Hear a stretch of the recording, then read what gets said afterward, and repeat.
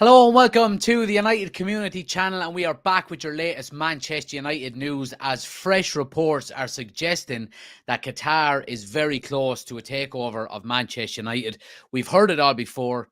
Let's get into it. Do you believe it? Let me know your thoughts in the comment section below and we'll trash it out.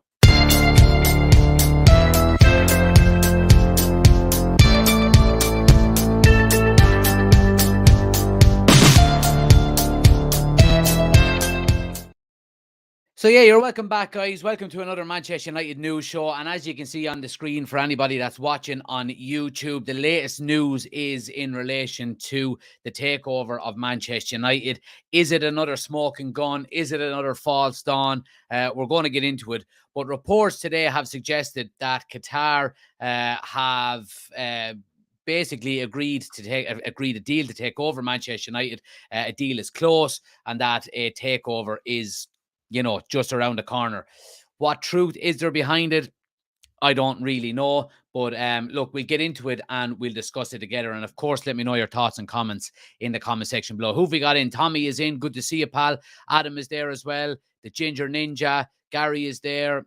Who we got on YouTube? Ben is in as well. Good to see you, pal.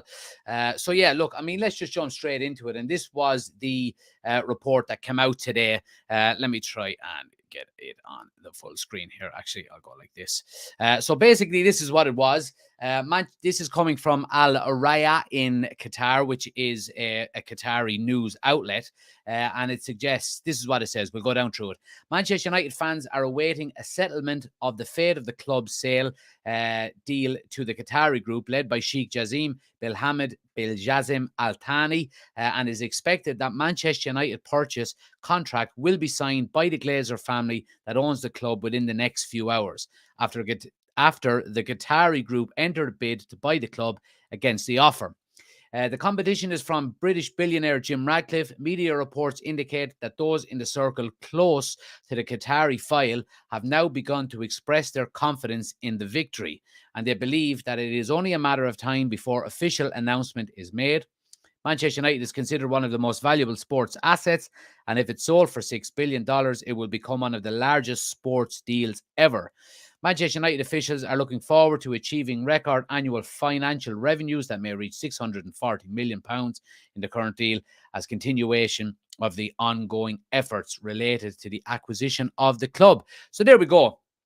Basically, this is coming out from the Qatari news outlets. Now, look, we've seen reports come out from Qatari news outlets already in this race to own Manchester United, and they have not really been too concrete. So, I mean, you can take this with a pinch of salt. I'm not going to get overly excited about it, as Ben says in the chat there. I won't get excited until it's official, and I don't think we really can. We just don't know what these Glazers are going to do. We don't know what's taking it so long. It's been dragging on for so long now that I think everybody is just bored of it. Manchester United fans, I even think non-Manchester United fans are probably sick of laughing at us at this stage. But we heard from Rio Ferdinand yesterday on his YouTube channel. He was speaking about David Ornstein and some of the, maybe the contacts that Ferdinand has himself. And he suggested that some big news in relation to the takeover of Manchester United was going to be today. So we haven't heard anything yet about it. Again, it was thrown back pretty quickly, and it was pretty common throughout social media that people were saying it's the 4th of July in America and it's a public holiday over there. New York Stock Exchange is closed. It will not happen, while the New York Stock Exchange is closed. And that probably does make a lot of sense as well. So, look, what can we take from it? I'm not 100% sure, but let's go down through some of the reports that are suggesting here. A leading Qatari outlet claims that the Glazers will sign the purchase contract. And again, these are all coming from your usual outlets, and they're all suggesting the same thing. But I suppose the main thing here that I wanted to bring to your attention was Fabrizio Romano. And he had his say on it just in the last maybe hour or so to the outlet, Give Me Sport. So Manchester United painstakingly long takeover saga is very difficult to predict, and there is still no end date in sight, according to Fabrizio. Let's go down here and see what he said. And look, this is going to be the difference between listening to Rio Ferdinand and listening to Fabrizio Romano. So you can tell the difference straight away in clarity. So Fabrizio said, it's very difficult to predict this very complicated story. So I don't want to lie to Manchester United fans. I don't know when it will be completed. Honestly, the expectation was to have news already in March, in April. Now we're in July and the situation is still the same. So it's a very complicated story. So you're getting the likes of Fabrizio Romano coming in, and Fabrizio is not going to put his reputation on the line just to get some clicks and to get some, I suppose, news headlines in saying that, yeah, I think it's going to be sold soon. He's not going to do that. And he's dead right, because, it's very easy to distinguish between the tier one journalists and the lower tier journalists. And look, I can understand a lot of people, once they hear, any sort of update in relation to the Glazers being gone and, Qatar potentially taking over, there's a bit of excitement and there's a bit of hysteria and yes, here we go. But how many times has that happened so far since November? And how many times have we been let down? So it's, I don't think the reports coming out of Qatar are strong enough to be believed as of yet. Now, they could be right, but if we're talking historically over the last few months, have they been accurate? No, they haven't. So I think we can take it with a pinch of salt, and if we start hearing some reports from your David Ornstein or your Fabrizio Romano or your whoever else it may be, I'm not 100% sure, then, we can start getting a little bit, I suppose, excited about it. But as it stands, we're no closer than we were yesterday or the day before as fans. Now, in the background, the takeover, I presume, is progressing in some way, shape, or form.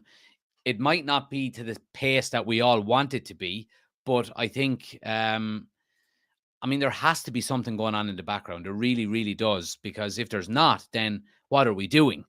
But I think it's going to be Qatar. I really do. Unless, we've seen the reports over the last few days, over the last maybe week or so, that Jim Radcliffe's bid is dead in the water.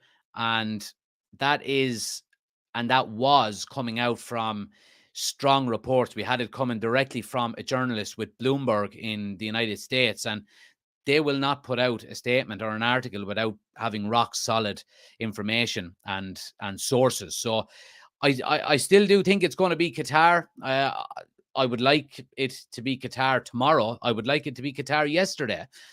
What is dragging this whole scenario on? I don't know, but it's I don't think it's something we should really be getting too excited about until we start hearing it from proper journalists. I really don't. Let's see what some people are saying in the comments here. Let's go back through some.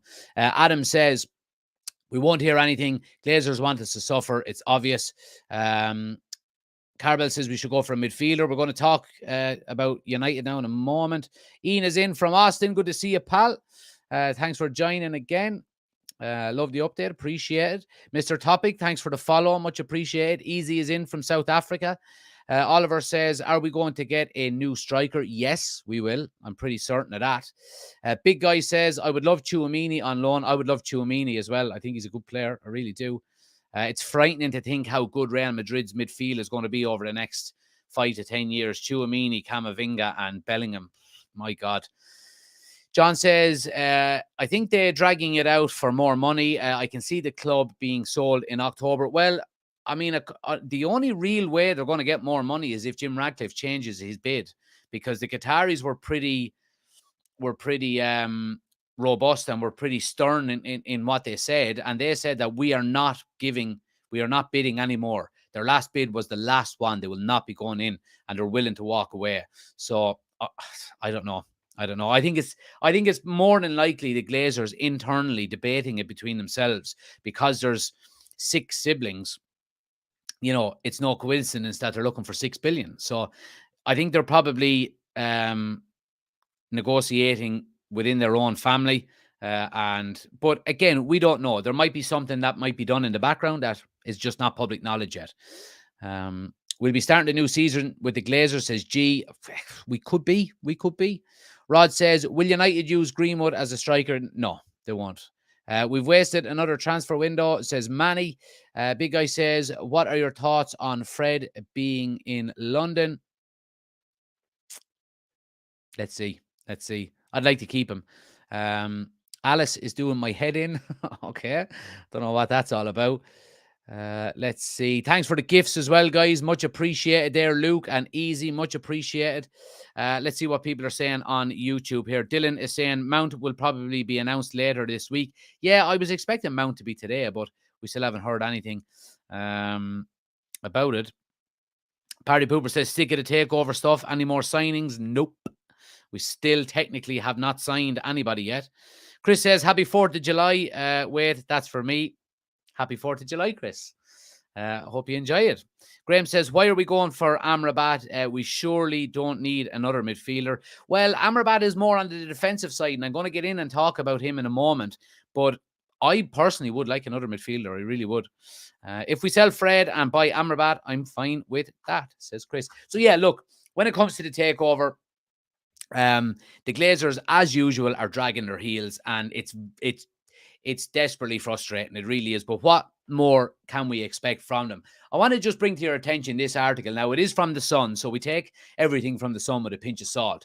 But it's about how much money the Glazers have put into United since the 2020 revealed as reasons for tiny transfer budget is laid bare. So let's go down through this, and we'll just go through, because I think it's a very interesting article. But Manchester United fans have been left baffled by the club's tiny transfer budget this summer. The Red Devils are said to have just 60 million to spend on a striker and a goalkeeper once Mason Mount has joined. Manchester United are running an extremely tight ship due to financial fair play rules. Obviously, FFP dictates that Premier League clubs, including United, are restricted to making a loss of 15 million per season. However, there is a loophole which says that clubs can lose up to 105 million if up to 90 million of their losses is covered by owner investment. Okay, so that's basically all FFP rules there. But according to Kieran Maguire, the Glazers have not invested a single penny of their own money since 2020. So not one penny has come out of the Glazer pocket since 2020 and been invested in Manchester United. We could easily have more money to buy players this summer, but the Glazers will not take their hand out of their own pocket. Man United are also said to be constrained by interest payments, which are not exempt from FFP. So basically what that means is that when a deal is being done, you have installments that you pay for players. For example, I'd say we're probably still paying off some installments for the likes of Bruno Fernandes, of course, Casemiro, Varane, these types of players. And it's of course, normal. But that does come under the umbrella of financial fair play. United are also held back by poor record in selling players, of course. In the past 10 years, they have made just 132.5 million from player sales, which is embarrassing. It's absolutely embarrassing that we can only make 132.5 million in player sales in the space of 10 goddamn years. It's absolutely embarrassing. That figure is less than a fifth of the money made by Chelsea, who have earned by a distance the most money from players' sales since 2013. The Blues have made over 700 million from selling players, with Liverpool have earned the second with 386.7 million. And this goes back to what we were saying the other day. How bad are Manchester United at selling players? It's an absolute disgrace. It really, really is. And the fact that we can't get players off of our books, of course, we know there's a number of reasons for this. One being that we pay them obscene wages, okay? Two being that the Glazers see it as an asset to the club, and, you know, having such, I suppose, expensive players on the books keeps the value of the club high, which means they can pull out more dividends from the club over the years. So there's been a number of different reasons, but I think the main reason of it comes down to the likes of the Woodward era, where we just give players just too much money, and we still have a hangover from that. We're looking at the likes of Harry Maguire now, trying to get rid of him this summer, and he's on 200 grand a week. Are West Ham going to pay him 200 grand a week? Absolutely not. Now, is he going to be willing to, lower his wages to go and play in the Europa League? That remains to be seen. But we're still seeing a hangover from the likes of us paying massive wages for players throughout the last 10 years. And for that reason, we're not being able to get them off our books and get them off at good price. And that trickle down effect has now led us to be teetering on the brink of financial fair play. And it's just complete unprofessionalism. It really is.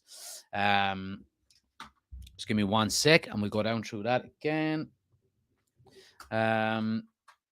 I think, is that it? I think that's it. Yeah, so basically that's it. And I just thought it was a very interesting article because it just goes to show the unprofessionalism that's going on at Manchester United over the last few years. Now, there has been a lot of criticism, in the past 12 months, thrown at the current board, John Murta, Richard Arnold, these types of people that are, the hierarchy at Manchester United at the moment. Now, in one way, I do agree with that, but in another way, I feel quite sorry for them.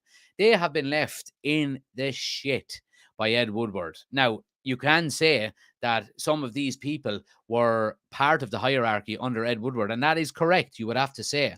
But going in this new direction of trying to keep wages down, trying to buy players that, you may be able to get a return on in maybe 3 or 4 years down the line, I think can only happen over a sustained period of time. It's going to be difficult to do that. Like I remember with Ferguson, United had a policy of not signing players over 27, 28, I think, was it? And then once you went over the age of 30, you got a 1-year contract each year. You renewed your contract each year. Now, I know, the way it is now, players with 1-year contracts can only or can speak to new clubs in the January of that season. And it's probably more important to keep players on 2-year deals now. But it just goes to show I suppose, the direction that Manchester United have gone in since Ferguson has left. You look at the players we've signed over the age of 27, let's say 27, for example, Ibrahimovic, Cavani, Casemiro, Varane.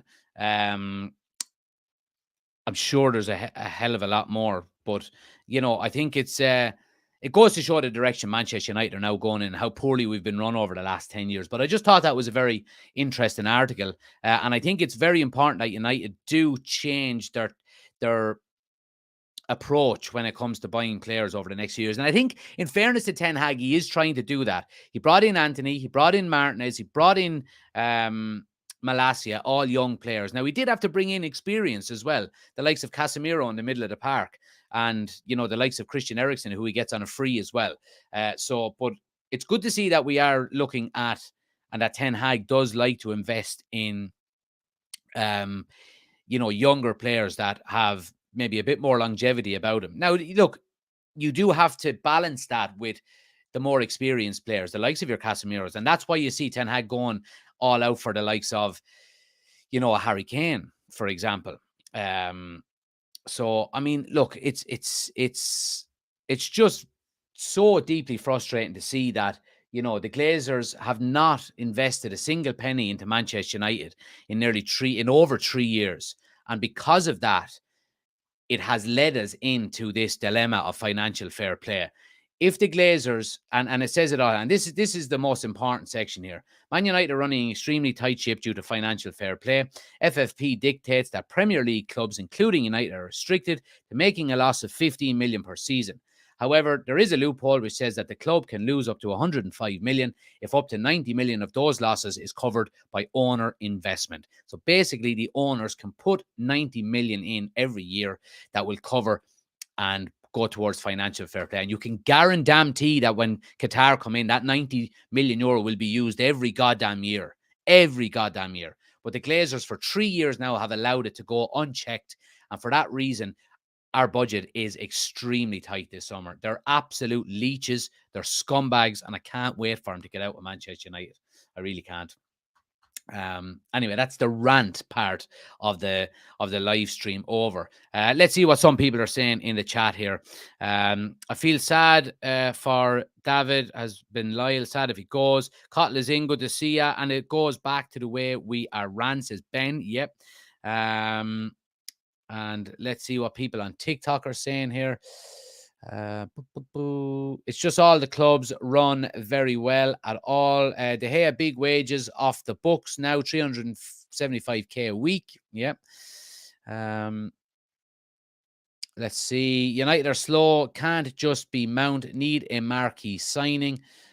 Says, sorry guys, just a bit slow there. Says Chris. Jock says it's going to be a very dodgy window. I don't know how we can get a few positive transfers in. Well, look, there is work being done in the background, you would have to say. We are working on a striker. We are working on a goalkeeper. And by the sounds of it, we'll get into it in a moment, we are potentially working on another centre midfielder. So let's see what happens. Chris says United need a goalkeeper as a must. Yeah, absolutely. 110 million for Kane, he says as well. Add Maguire in, goes to 250 million. Michael says, get Kane in. We need a good striker, and he is the man. Get 4 to 5 seasons from him. Yeah, I agree. Absolutely. Absolutely. Let's see. Latest on David De Gea. Yeah, so, okay, let's talk about David De Gea while we're on the subject, while somebody asks about it. Let me zoom in on this here. So, reports today are suggesting that Fenerbahce are set to have a meeting with David De Gea's agents this week, and they will make a contract offer for David De Gea. So, as we know, David De Gea is set for talks with Manchester United. Also, United are still in the market for another goalkeeper, which means that David De Gea more than likely is not going to be Manchester United's number one next season, regardless. This is interesting. Fenerbahce in Turkey, I think. I mean, I would be surprised if David De Gea would go to Turkey. I still think he's good enough to be playing at, the majority of clubs in the top 5 leagues in Europe. I think he would have a very successful career at, if you were to go back to, I don't know, an Atletico Madrid, or go to somewhere in Germany or France or Italy. I think he could get into the majority of teams. I really do. Fenerbahce is a weird one, I have to say. Now, again, look, he is a free agent technically at the moment. So I would be surprised if Fenerbahce were the only team that were putting an offer towards David De Gea. We do know there's been talks about Saudi Arabia coming in looking for him as well. Now, you could understand him going to Saudi Arabia like any other player, because there is talks of huge money. He could go to Saudi Arabia and be paid 375 grand a week, what he was being paid at United. He's not going to get that at Fenerbahce. And is there a huge difference between the Turkish league and the Saudi league? Obviously, the Turkish league, you would be playing potentially in European competitions, whereas if you're going to Saudi, you would be playing in the Asian version of the Champions League. So, I don't think David De Gea is going to be short of offers this summer if he does decide to leave Manchester United. But the one thing I would say is that Manchester United need to come to a decision pretty quick, because if David De Gea doesn't stay with Manchester United next season, we need 2 goalkeepers in the transfer window. So, we know talks are ongoing about Andre Onana. That's not going to be enough. It really isn't. So we're going to need a second goalkeeper in the transfer window. It's going to be interesting. Let's move on and talk about midfielders. And look, as we know, Manchester United have been linked with Sofyan Amrabat over the last, couple of days and into last week. But there has yet to be any formal contact with Amrabat's agent over a potential move to the Premier League.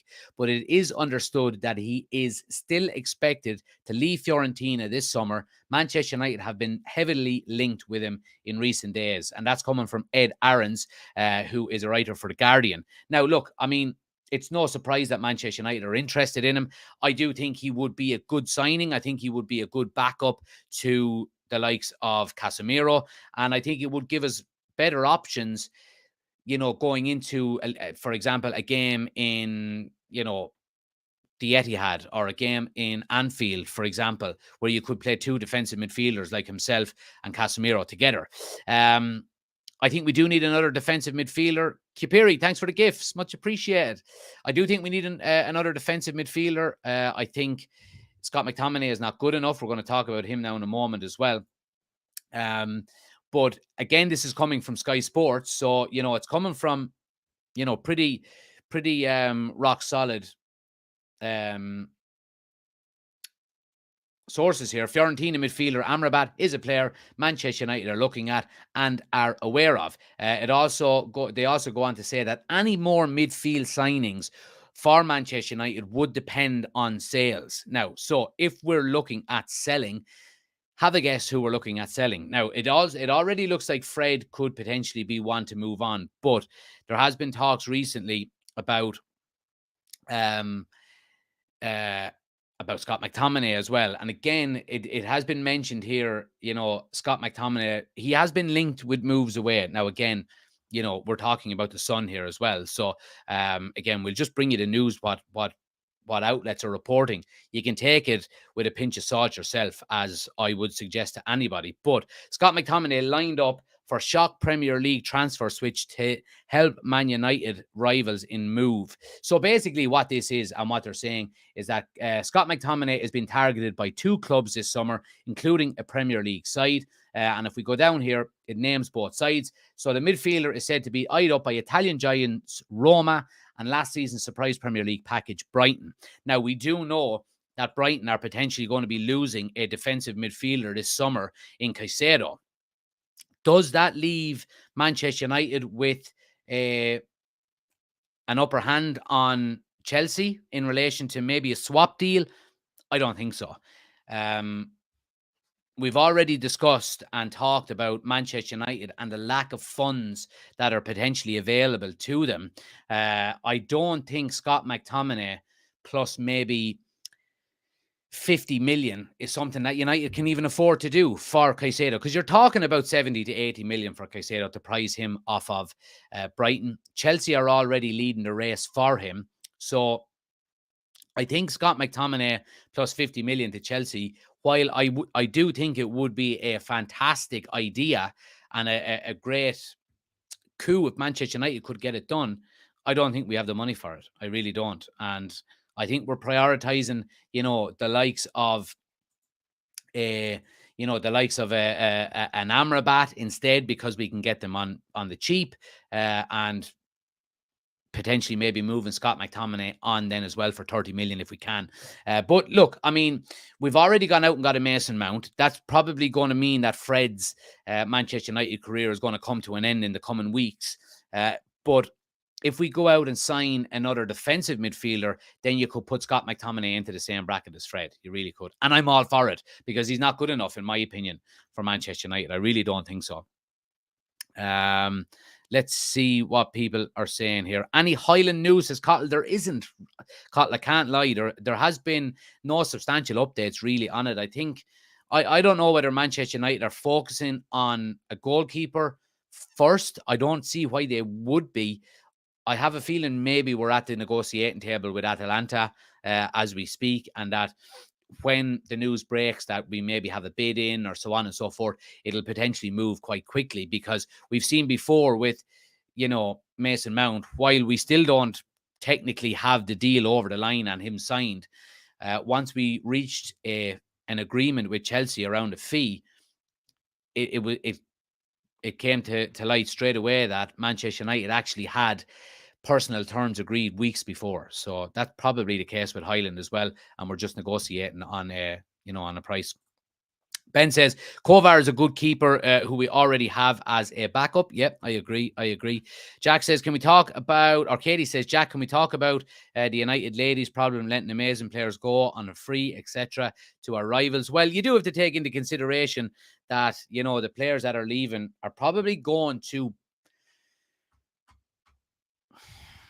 better teams, like we've seen Arsenal have signed, I can't think of her name, but Arsenal are up there with one of the best teams in the league as well. So, yeah, it's disappointing though. It is disappointing.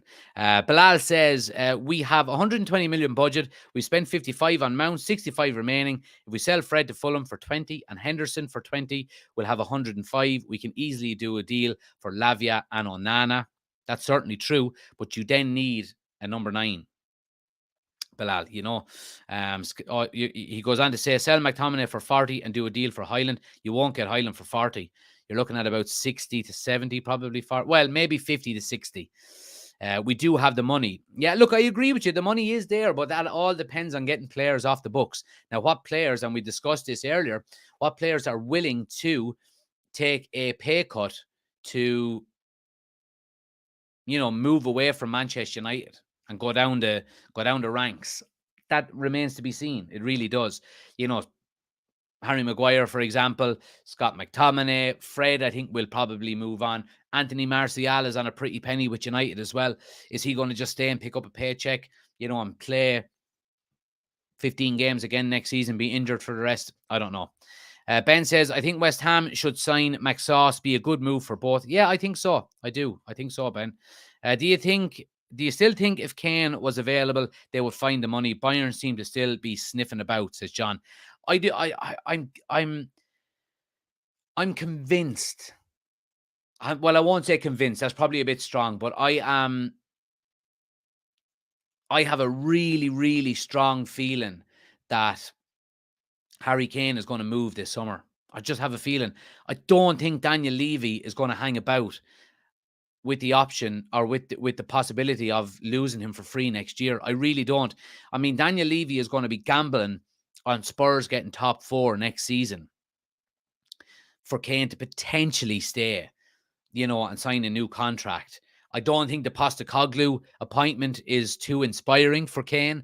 And are you willing to gamble on getting Champions League football next year, getting into the top 4? I think it's a gamble not worth taking. I think Daniel Levy is going to cash in on him. Now, he will probably cash in on him as late as possible in the transfer window. But if Harry Kane becomes available, Manchester United have to go for him. We have to go for him. It's the only real destination for him to end up at in England. We've said it before. He's never going to go to Chelsea. He's never going to go to Arsenal. I don't think he would go to Newcastle. Liverpool won't want him. City won't want him. That leaves Manchester United. It just leaves Manchester United, in my opinion. And I think it would be a game changer for Man United. I think we would be instantly challenging for the league if Harry Kane signs. I really do think so. Bilal says, our priority should be get Lavia. He's a world-class player in the making. Casemiro can teach him and he can play alongside him in big games against City, Liverpool, Arsenal, as well as Champions League games. I agree. Absolutely. We don't have competent people to run the club. I agree with you. Absolutely. Chris says, willing to bet a Martinez haircut on that? No way. I got away with that once. I am not making that bet again. Bilal says, we should have sold the likes of Bailly, Tellez, Williams, Donny van de Beek, Martial, Elanga in a quick fire sale. Well, all of them players are up for sale, technically. So it's just whether we've got suitors for them. Again, these are all players that are on decent money that will probably take a pay cut to leave United. It's interesting to see what will happen. Party Boober says, Kane to Newcastle sounds good, actually. It does. It really, really does. And I think if Kane is to be sold late in the transfer window, I think he makes up his mind on a move based on how good the likes of Manchester United and Newcastle have done in this transfer window. If we sign Mason Mount and Mason Mount only, is Harry Kane going to choose us over Newcastle? I don't know. If Newcastle go out and sign 3 or 4 more players and he says, all of a sudden Newcastle are looking like the stronger outfit, maybe he chooses them over us. I don't know. Anyway, so in relation to outgoings, let's talk about this. Galatasaray are plotting moves for Manchester United's Tellez and Elanga.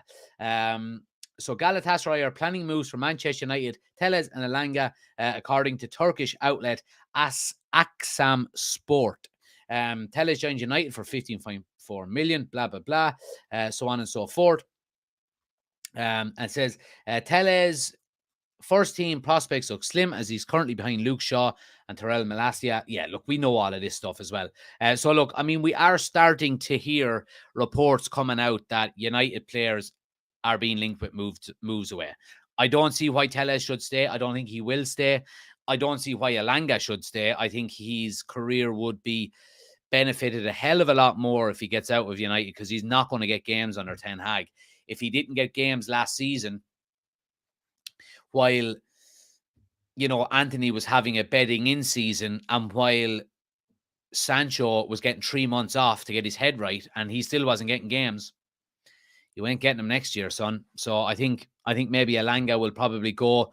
And these are types of players that you would be expecting to go. Brandon Williams being another one. Eric Bailly being another one. It's the players that will actually garnish you some money that are the ones that are difficult to shift, because the players that will get you more money are the players generally that are on more wages, are on higher wages, and they're also the ones that are harder to shift. So, yeah. Bilal says Eric Ten Hag will be frustrated, will Eric Ten Hag be frustrated by now, or will he be wishing on the takeover? Look, I'm sure Eric Ten Hag wants this takeover sorted as quickly as possible, just like the rest of us, because there's certain, there's no clarity there. There's no, I suppose there's no vision for where the club wants to go now. I'm sure Ten Hag has his own vision, but he wants his vision to be aligned with the owners of Manchester United. And at the moment, the Glazers don't give a fuck about the future of Manchester United. They care about the future of their wallets. So I don't know. Party Pooper says, do you think it's worth it for Kane to stay in the Premier League just to beat the goal record? He can go to Bayern and is guaranteed trophies, and he speaks the language. Now, look, I think getting the all-time Premier League goal-scoring record is a much higher achievement than a couple of Bundesligas. Now, if he was going to Dortmund and won a couple of Bundesligas, then it's a great achievement, because Bayern are favourites every year. Going to Bayern Munich and winning a couple of Bundesligas and maybe getting to a semi-final or two of the Champions League, I don't think that's a bigger achievement than winning the all, or taking over as the all-time goal-scoring record in the Premier League. And I think it's a kind of a doubling down effect, because if he wants to win the accolade of being the greatest goal scorer in Premier League history, come to Manchester United. And if you do that, you'll win trophies. I think it's pretty clear. And I think, like I said before, I think if he comes to United, I think we instantly challenge. We had a really good defensive record last season, bar the odd few hiccups. We won't mention them. But what we lacked last year was goals. Marcus Rashford had an unmerciful season, but he done it all on his own, basically. He really did. If you throw, I'm getting excited even thinking about it. If you throw Harry Kane in beside Marcus Rashford and both of them are scoring 30 goals a season, we're challenging for the Premier League. Forget Arsenal, and forget, Chelsea or whoever. You're challenging for the Premier League with Man City straight away, and maybe Liverpool if they get their act together. Tele is still on the books, says DJ. He is. The Glazers care about the next quarter of dividends. Absolutely. And Dan says, do we think Lindelof can do a job next season? He was immense when relied upon last season. Maguire made him look bad when playing together. I agree 100%, Dan, with you. And I think that's something that I do feel sorry about for Victor Lindelof. I always thought he got tarnished with the same brush. Lauren, thanks for the gifts on TikTok. Much appreciated. I do think he got tarnished with the Maguire brush. And I mean, if we look back at players who played alongside Harry Maguire, I don't think any player that played along let me start again. I don't think any player that played alongside Harry Maguire for a sustained period of time played well. Now, I think Victor Lindelof, we seen when he was paired with Martinez last season, or he was paired with Varane once Martinez was injured for a good stretch of games. He was a very, very, very good and competent defender. I think he can do a job next season. Will he be Manchester United's first choice? No, he won't. It will be Varane and Martinez again next season. He does seem like the type of player that isn't going to be the one to throw his ties out of pram if he doesn't be if he's not in, week out. He's probably happy with, 20 to 25 games every season. And they're the types of players that you need, outside of your starting 11. I think he's a very, very competent and good defender. And we see when he's not playing with Harry Maguire how good he can actually be. So, yeah, I'm all for Lindelof, to stay on next season. Absolutely, I am. So, yeah, let's see what other comments are coming in here. Alex is saying Amrabat wouldn't be first choice, but it clearly Ten Hag want him. We get him for 30 million. But I'm not the manager, Mark. He loves us. Yeah. So look, I mean, I think the fact that Ten Hag wants him is all that's needed for us. It really is, and that's all. And he's worked with him before in Holland, so happy days. John says, "I'll be honest, I like Fred to stay. Like Shaw and Wan-Bissaka, he has improved under Ten Hag." I agree, John. But on the flip side of that, I also understand why we potentially may be getting rid of him. If you look at the fact that he's 30 years of age now, he's going on 31. We're probably after making an improvement on him in the likes of Mason Mount. Well, we are. So is it another case that you want to let him leave for free? We have to take away this sentimentality stuff as well and say, okay, Fred, he did improve. He's still not good enough. Bye. Get your 20 million or 25 million and move him on. We have to start selling players. We just have to start selling players. I don't know if you've seen this article that we were talking about earlier on. Manchester United, where is it? Where is it? In the past 10 years, they have made just 132.5 million from player sales. That figure is less than a fifth of the money made by Chelsea. Chelsea made 700 million in player sales in the same period of time, and Liverpool made 386 million. So while I do agree with you, John, we have to start getting better at selling players and go, right, let's move away from this sentimentality now. Fred, thank you for your service. We've upgraded the midfield with Mason Mount. Time for Fred to move on. So, I think that's the smart thing to do. I really do. But that has to be done with other players. Donny van de Beek, Scott McTominay, Anthony Martial, Harry Maguire, so on and so forth. The list goes on. Alex says Amrabat wouldn't be first choice. Yeah, we read that one already. Let's see. Bilal says, if the takeover takes place late and there is some time remaining in the window, then we will certainly get the main striker because the new owner would want to make a statement signing. I don't know what impact that would have on financial fair play, whether they would be able to clear that 90 million, for example. Paul says, only team Kane goes to is Bayern Munich. We all know that gangster Levy won't let Kane go to any Premier League team over his dead body. But you have to realize here as well that, Jason, thanks for the gifts. Much appreciated. You do have to realize here as well that Kane does have some power in where he goes next year, or this summer, in this transfer window. He doesn't have to accept a deal by Bayern Munich. He can go, or he can refuse to move to Bayern Munich. And that puts pressure on Daniel Levy then to say to him, okay, if you're not going to go to Bayern Munich, no one else is in for you other than Manchester United. Do I sell him to Manchester United for 80 million, or do I lose him for free next year? And I think Daniel Levy is such a shrewd businessman. And I think he's probably just going to get twitches like that and go, I can't let him go for free. I need to get money, because he's a businessman. And I think if that's the case, come the end of the transfer window, I think we could potentially have a decent opportunity at getting him. But Kane is going to have to agitate that move. He really is. He's going to have to agitate that move big time. Let's see. Carl says, get rid of Maguire. Sick of even hearing about him. Swap deal with him for Kane on cash, maybe. Yeah, could be an option there. Absolutely. DJ says, with how injury-prone Varane is, Lindelof will get a solid run of games. Absolutely, he will, DJ. Now, I would like to see Varane not get any injuries next season. That would be the ideal scenario. But Lindelof is certainly a capable backup. Absolutely, he is. Dan says, excited by what Garnacho can do next season. If he can turn some crossbars into goals, he's going to do a madness. Yeah, I mean, look, he needs to keep his feet on the ground first and foremost. It looks like he's going to get the number 7 shirt if his Instagram story the other day was to be believed.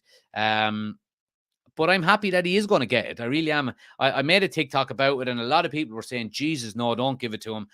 Too much pressure.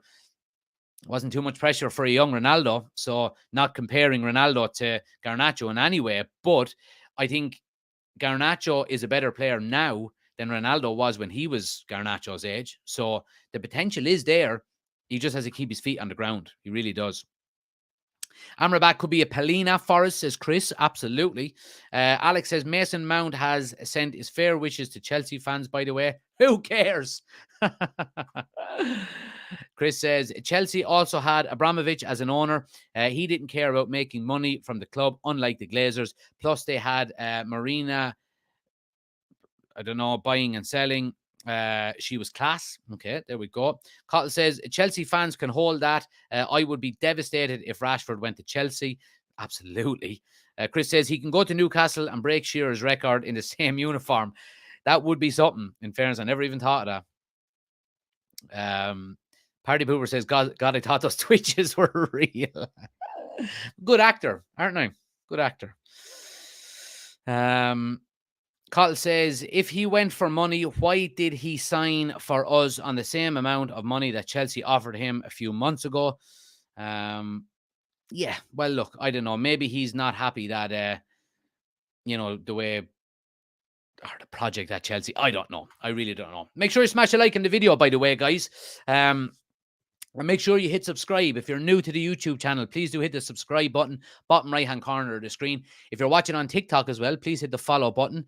Much appreciated. We're on the road to 40,000 followers on TikTok, and we're on the road to 4,000 subscribers on YouTube as well. So make sure you do hit that subscribe button. It helps out the channel an awful lot. I do appreciate it. I hope you realise that from a week from tomorrow, we're back with Manchester United watch-alongs, which is unbelievable. Absolutely buzzing for United watch-alongs to be back so quickly. I really am. I mean, the little gap between the end of the season and the start of pre-season is after flying by. So we're going to be doing all of the watch-alongs for pre-season, even the ones that are in America. We're going to be getting up in the middle of the night to watch them and do the watch-alongs. So really looking forward to doing all of them. I hope you can all join for them. So make sure you are hitting the follow button on TikTok and the subscribe button on YouTube. It's much appreciated. But yeah, I think that's pretty much it, guys. I mean, look, the main talking point, of course, as we know here, is that, Qatar media have suggested United Takeover could be agreed soon. We have had Fabrizio Romano come out and say he hasn't heard anything from it. And we know the report suggesting this here is coming from Qatar itself. So we have to take the legitimacy of the report with a pinch of salt. So I think it's, I mean, a lot of these reports are starting to come out a lot more regularly. I go back to say what I've said before. I do think it is going to be Qatar. I want it to be done as quickly as possible. I want to have our celebratory live stream when the Glazers are gone, where, we stream a bit of PGA Tour golf and we have a few beers and get drunk together online or whatever it may be. So look, I think I hope it's not too far away. I hope reports are somewhat true, but yeah. So yeah, I look and some breaking news as well in relation to Mason Mount, like people have been saying there. It is being reported that he I have it here. So he has sent his farewell message to there we go. He has posted his farewell message to Chelsea fans. So you would be expecting like it says here, announcement probably imminent. We're probably going to see an announcement for Mason Mount tonight at some stage. But look, it's no big surprise. It's no big surprise. I'm happy for it. I really am. I think Mount is, a good upgrade to what we already have in relation to, midfield options there. So happy days. Let's try and continue to negotiate for a goalkeeper, a number 9, maybe another central midfielder. And let's see where we can get and what we can get done before our first preseason game next Wednesday, because I am buzzing for United to be back for preseason, back watching United again. Paul says he can shove his message. It's good to have some Chelsea fans in for a bit of contrast as well. But yeah, look, guys, I appreciate everybody watching. Please do smash the like button if you haven't already done so on YouTube. It really, really does help the channel out an awful lot. If you haven't already done so, please hit the thumbs up button. It really does help. Hit subscribe as well, like I said before. We're back every night. I'm going to start doing these at 7:30 every evening, guys, because I find more people come on at 7:30 because we're not competing with a Mr. Goldbridge at 8 o'clock, where people just tend to go over there. So look, we'll be on a half an hour early. We'll get the jump. We'll get the scoop on everybody. We'll be on from 7:30 tomorrow night again. Thanks to everybody for watching. Appreciate the likes and a really good back and forth in the chat tonight as well. So I really do appreciate it. Until tomorrow night, stay safe, and I'll speak to you soon.